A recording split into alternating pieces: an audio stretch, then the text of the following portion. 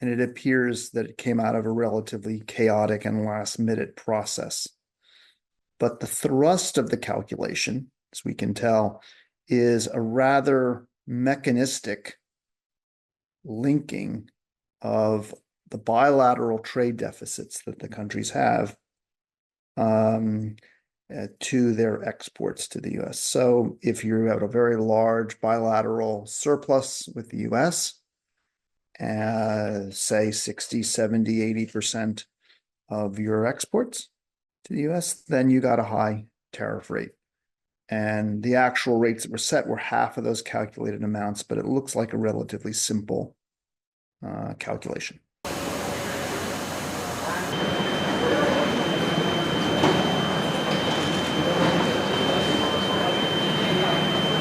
It does seem that one of the motivations here is to put a tariff wall up around the US and to simply discourage trading as a way of, in their view, bringing back jobs to the US and supporting manufacturing. I'm very skeptical that will be the end result, but it does seem to be very much the driver here. That said, other factors probably are at play in the decision to move ahead here, including an effort to get leverage and other bilateral grievances that this administration has with countries.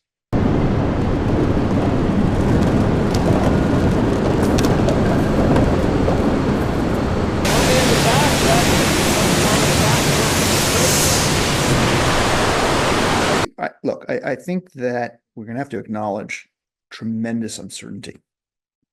We'll have to see how this is implemented and how it plays out. For me, a really critical question is what I would call dealability. By that, I mean the willingness now of the US administration to negotiate with countries over market access, over legitimate frustrations and grievances that they have with countries, and reduce these tariffs in response to concessions or understandings with the countries. If there is significant dealability, rates could come back down from here and the economic impact more muted. But if there is, as I suspect, limited dealability, because this is an administration that is its core protectionist, I think we could see a significant economic dislocation.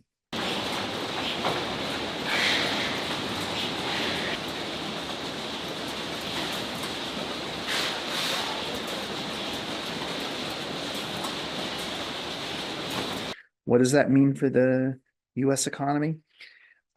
Using some conventional models, you'd probably get inflation about 2% higher, growth about 2% lower. And of course, the US economy is already facing some material headwinds. So this is a pretty significant shock. But as I emphasize, tremendous uncertainty around those numbers.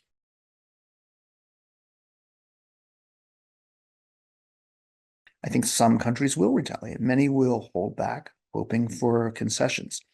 But it is another reason why we're going to have continuing uncertainty. And that means if you're, say, a large multinational corporation, even if you see opportunities in this new restructured global trading setting, you're not going to be making long-term, irreversible commitments of capital at this moment. You're going to wait. And so the chilling effect of uncertainty certainly is another factor that's going to weigh on the global economy in the next couple of weeks and months.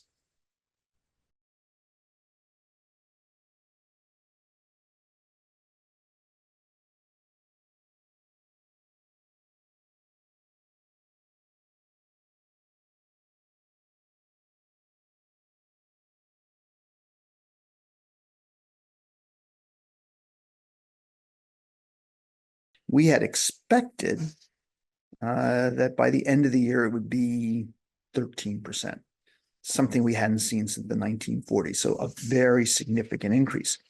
With the announcements yesterday, we've changed our estimate, and we now expect the average tariff rate to be a little over 20% with these measures. Now, as I said before, it's going to depend now on what deals are made, but there will also be some additional tariffs on some sectors that are sensitive.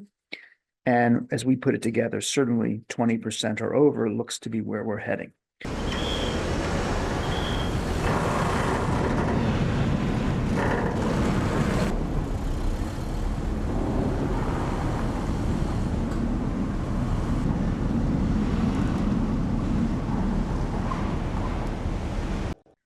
I think we're very worried about the penguins getting an advantage on us in trade. I'm not sure exactly what they're hoping to export, but we don't need to think too hard about that. Look, I think what happened was whatever was the internal deliberation going on, my suspicion is that they couldn't reach an agreed conclusion. They needed something that was broad and uniform. They just sort of applied a rule. It's not a very good rule. I don't think it makes a lot of sense, but they applied the rule and they kind of ran it over the full list of countries, and it produced a lot of these kind of nonsense numbers.